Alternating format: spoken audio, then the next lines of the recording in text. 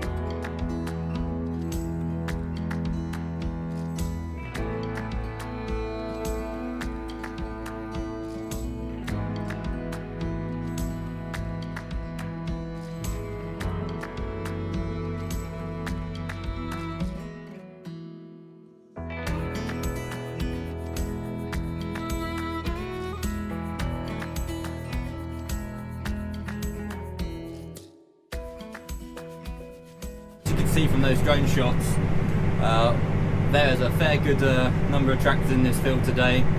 We've got Lewis on the subsoiler, which is a big tractor.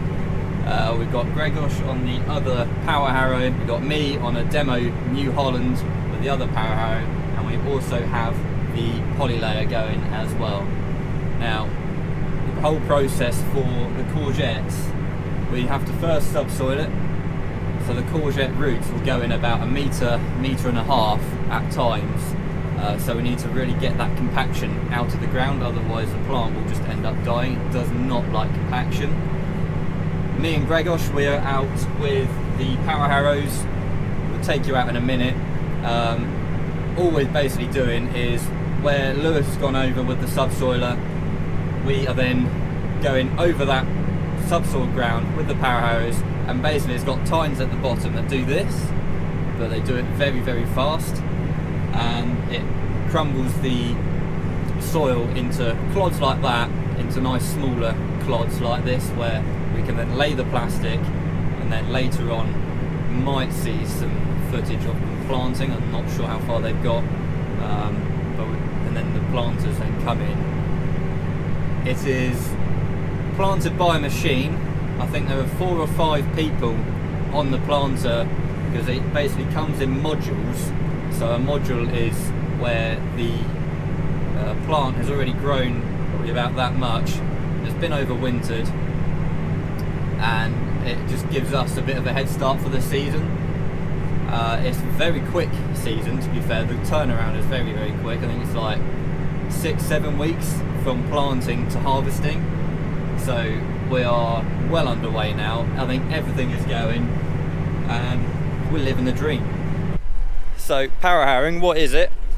Basically all we're doing, we're turning this stuff that's been freshly ripped up by the subsoiler, all these big clumps, into smaller little clumps ready for the plastic, because we have plastic being laid on over in the distance over there. I will see if I can get a video of that as well. But all we're doing is we're making a nice deep seabed, because what happens is when you bury the plastic in the ground, if you're going too shallow, the discs that are on the plastic or the poly layer isn't going to bury the discs at all. But all you can see is that we're moving all this soil, breaking up all these big clumps like that into a nice fine tilth, because then the tractor over there is ripping up the ground. Now we are in the New Holland 260 blue power. It is on demonstrator from MJ and Tractors, and I think it is a quality bit of kit really. I think, in my own opinion, I think it hands down beats the performance of the John Deeres. But as you can see, I'm still not going to go near that, but all these tines, when they move about at high speed, they really do mash the soil up. the subsoiler is doing, it's ripping up the compacted ground from last year. Because last year there was wheat in here. We've had digested, you can see on the floor, and this is all the wheat stubble. And what the subsoiler is doing is coming in, lifting up that soil, breaking it up, laying it back down again, so we get these nice clumps of soil where then the powerhouse will then go over it. Because if we try to go down into this sort of soil, we'll just end up bollocks in the tractor really and the machine. We're not going to get a nice seedbed, and you need it to go deep as well, because the courgette roots, I've been told, go down to about 1.5 meters, which is quite impressive. It takes a lot of horsepower to get the ground up.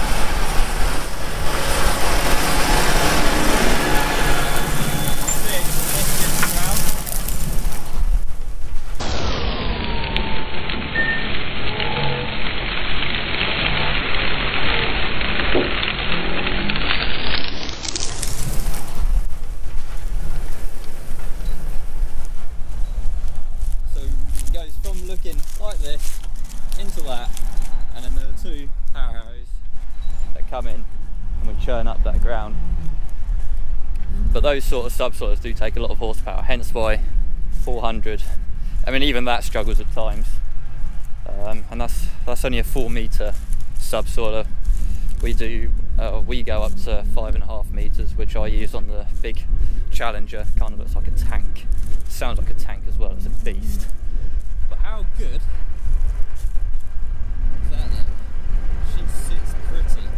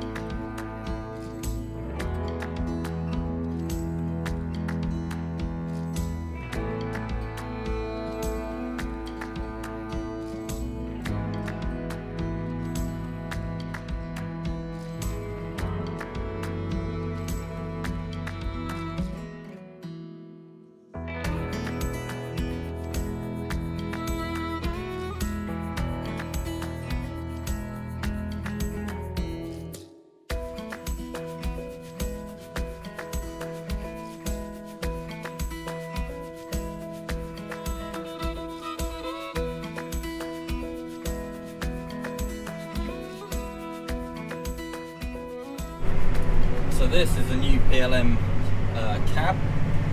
This is auto command, which it's a vario transmission, so it has got TVT engine, which is a continuously variable transmission, and basically all that means is instead of having proper gears, it kind of goes up very smoothly.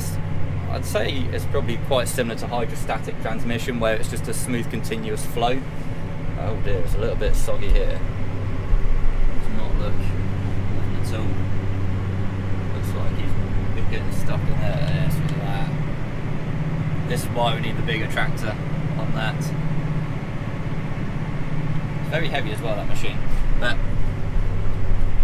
back to the review. I'm hoping, first off, you can hear how quiet it is in here. It is so quiet. You compare that to a John Deere, I don't think there's much of a comparison, to be honest. I don't have to shout like normal. I think if you watch back at the asparagus video, if you haven't seen that, click the link up there. But if you then re-watch that, you can kind of hear that I have to raise my voice a bit in the cab. Here, I'm just talking normally. It's honestly phenomenal. So if I open up the cab, you can just hear how loud it actually is.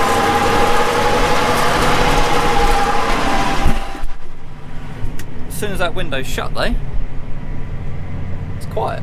I honestly think it's great. I think it's brilliant. Fuel consumption as well, we're averaging 40 litres an hour.